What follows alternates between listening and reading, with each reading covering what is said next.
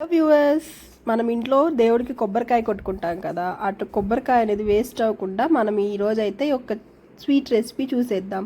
So ఈ recipe పేరు ఏంటంటే కొబ్బరి లడ్డు. దీనికి మనం ఒక 2 కప్స్ కొబ్బరికి ఏంటంటే 1 కప్ బెల్లం తీసుకొని చేయొచ్చు అన్నమాట. చాలా అంటే చాలా సింపుల్ ప్రాసెస్.